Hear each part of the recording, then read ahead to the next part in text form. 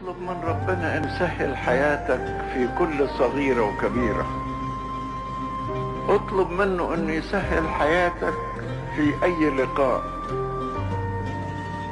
يسهل حياتك في اي مشروع، يسهل حياتك في اي رحلة، في اي سفر، يسهل حياتك في كل صغيرة وكبيرة. اعظم حاجة تطلب فيها ان ربنا يسهل حياتك، يسهل حياتك في طريق روحك الى مقرها الابدي. روحك وهي رايحة لمقرها الابدي تقول له يا رب سهل حياتنا، ارشدني في طريق مستقيم من اجل اعدائي، لا تشمت بي اعدائي، سهل حياتي. في كل مشكلة تمر بيك قل له يا رب امسك يدي وقدني، انت اللي بترشد حياتي. ما تعتمدش على ذكائك وحدك. سليمان الحكيم لما ربنا قال له قول اللي انت عايزه وانا اديهولك، قال له يا رب اعطيني حكمة عشان اقدر ادبر امور الشعب. سهل حياتي في الخدمة. يا ريت برضو حكاية سهل حياتي دي الواحد يدخلها في الخدمة. ممكن نقول سهل حياتنا كأفراد وككنيسة وكشعب. يعني وانت بتصليها ما تصليش من اجل نفسك فقط، تصلي من اجل نفسك، من اجل عيلتك، من اجل الكنيسة كلها، من اجل شعبك، من اجل وطنك. سهل حياتنا. لكن عبارة سهل حياتنا ليس معناها ان احنا ربنا يمشينا في الطريق الواسع، لا، ده قال هتمشي في الطريق الكرب وتدخل من الباب الضيق، لكن انا اسهل حياتك فيه.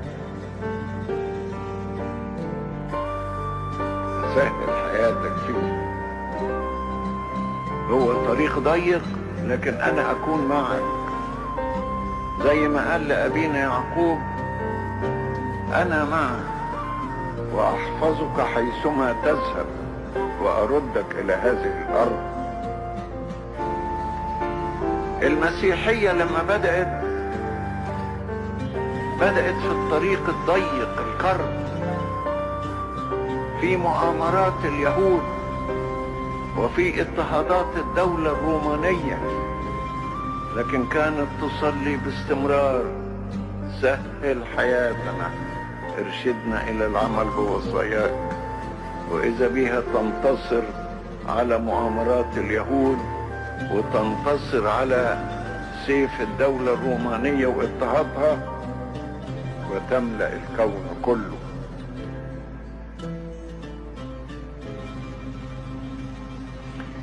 القديس اثناسيوس الرسولي في صراعه ضد الأريوسية والأريوسيين اللي كان لهم مؤامرات كثيرة جدا عند الإمبراطور نفسه، لدرجة نفي القديس أثناسيوس أكثر من مرة، لكن برضه كان بيصلي هذه الصلاة سهل حياتك.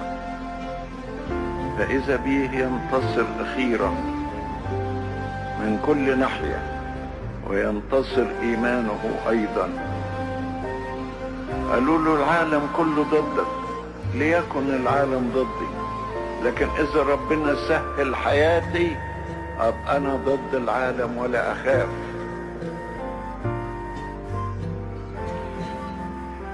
ولذلك في كل الضيقات التي كانت تحيق بالمؤمنين وهم يصلون سهل حياتنا، كانوا يقولوا هذا المزمور: لولا ان الرب كان معنا حين قام الناس علينا لابتلعونا ونحن أحياء عند سخط غضبهم علينا. نجت أنفسنا مثل العصفور من فخ الصيادين، الفخ انكسر ونحن نجونا. ازاي نجت أنفسنا مثل العصفور من فخ الصيادين؟ لأن الرب سهل حياتنا، فالفخ انكسر ونحن نجونا. الرهبنة وحروب الشياطين حروب مفزعة للحواس وللنفس من جهة، وحروب ضد الروح، ومع ذلك الرب كان معهم. قالوا سهل حياتنا، فسهل حياتهم وسط البراري المغفرة، وسهل حياتهم وسط